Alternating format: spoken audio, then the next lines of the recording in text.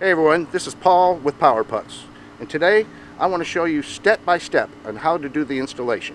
So step one, let's open the box and locate the hardware package.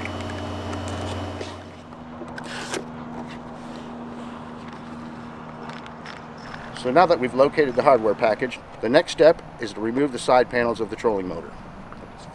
2 screws on each side.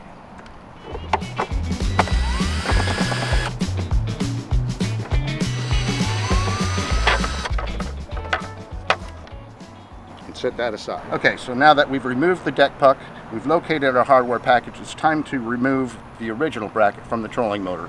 Getting these 6 screws right here and using this wrench to get the nuts on the inside.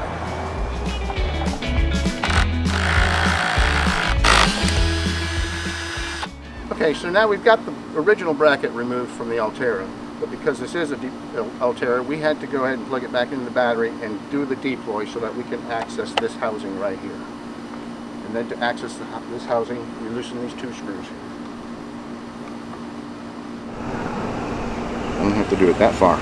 Okay, now that we have the old original bracket off of here, we're ready to go ahead and put the new Power Pux on there, using the same holes, same slots, but we got the new hardware that was in the hardware kit, along with the nuts and the backing washers.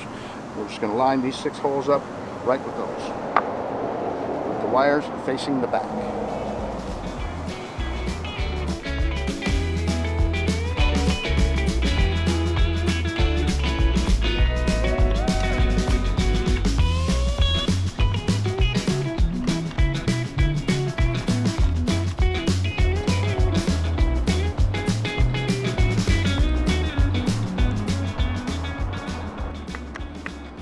So now that we have the Power Pux bracket tightened on with all 6 screws to the trolling motor, it's time to cut the cord.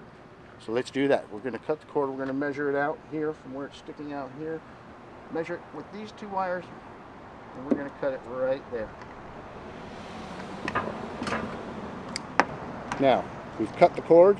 We've got the length that we want right here. Now we're going to split these 2 wires apart from each other. We're going to get them started with this little snipping tool.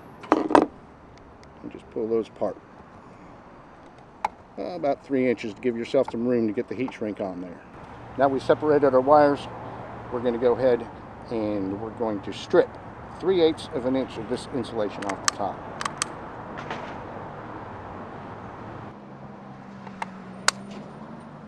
Okay, now next step, very important, make sure you put your heat shrink jackets on the wires before you crimp these ends together, or you're not going to be able to get these on.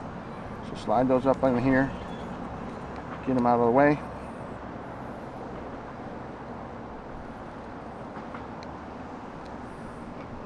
Just like so. Here's my crimpers that I like to use right here. You can use a large variety of them, but with this particular hydraulic one, I like to get it on the butt splice first and tighten down on that so it stays in place. So just kind of tighten it down to hold it in place, just like that. Then we can stick our black wire right in there and crimp her down.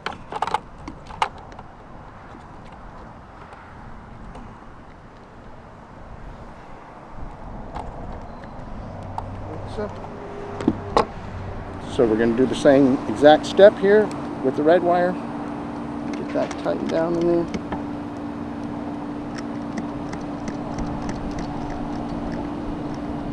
Alright, so now we got our crimps tightly nice and secure. We're going to put the heat shrink jackets over there one by one and go ahead and heat those down. Get it right in about 50% is covered on each side here. Okay, so we've got our butt splice right in the middle so that we've got equal coverage on both sides, and then we're going to start heating that up.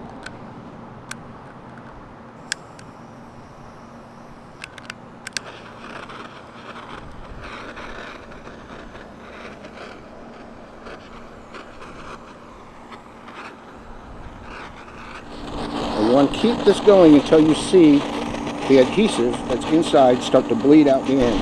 So you can see here that adhesive inside this heat shrink has oozed out over the sides and made this a watertight connection right there. So now we're going to do the other wire and follow the same steps. Alright, we're all sealed up here. Now we're going to go ahead and tuck these wires up inside here and make it look pretty. So just start pulling these wires up, get those inside here, just like so. And while we're at it, if you don't plan on using that accessory foot pedal wire right there, you often see these things flopping around on someone's deck. While we're trying to clean things up, let's get rid of that too. As you can see, we had plenty of room to bring all that extra wire up in here. There's plenty of room. We've allowed some extra wire in case you ever had to make another connection. You don't have to worry about running out of wire. We've got plenty here underneath this little housing. So you'll remember when we removed this retainer, I said go ahead and throw that little screw away. Reason is it's going to be too short now because we've got a little bit thicker wires coming in here.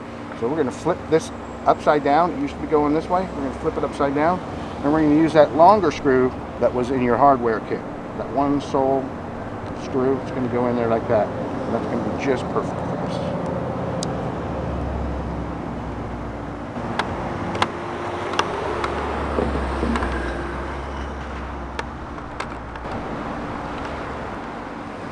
Okay, now when we put this cover back on there, this is the only little bit of wire that you're going to be able to see from the helm of the boat.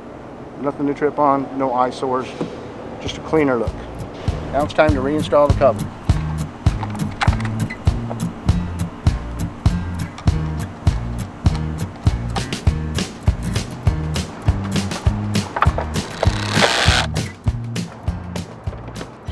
So you'll notice here that we've got a tag that says do not pull wires, see instructions.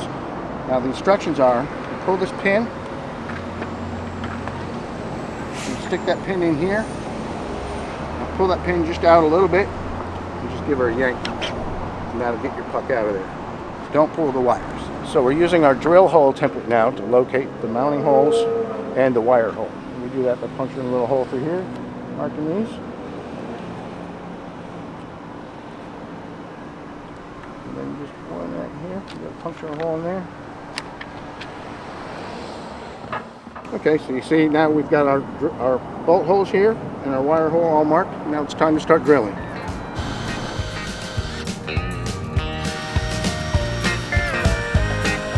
Now with this wire hole, you don't necessarily have to go down at a 90-degree angle. Say your hull design is different, you're worried about maybe not getting it back inside the hull.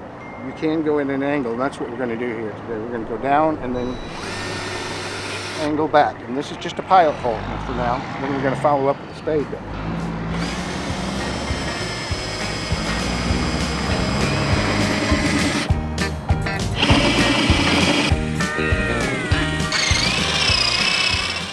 So what we did, we had a tight compartment up in here, so we used an actual metal coat hanger, straightened it out, drilled our wire hole, fished the wire coat hanger up into the compartment, and put a small little pencil magnet on the end of the string until we found that, and we were able to pull our wires back up through here.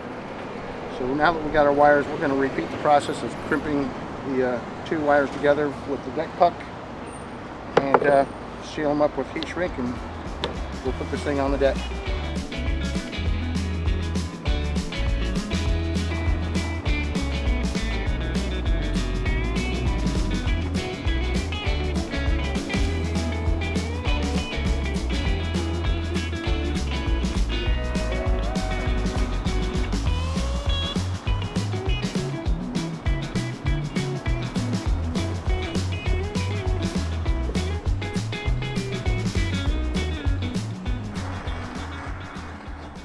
Alright, so we're all connected to the battery.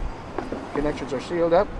Now we're going to go ahead and mount it to the boat. We're going to use some Boat Life seal caulking. We're going to go around all these holes and this hole here, seal it up good, and screw it down. Let's do it.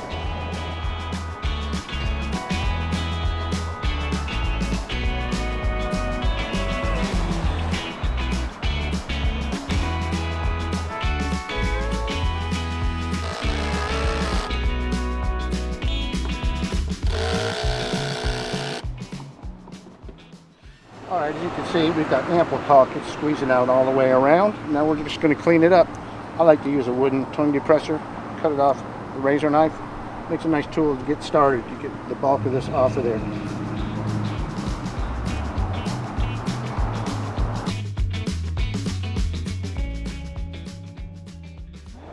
And then when we're done cleaning all this caulk off the best we can get it with the tongue compressor, we'll hit it with a clean rag and some denatured alcohol, and that'll get the rest of it up nice and clean. Well, all right, we've got the bracket attached to the trolling motor.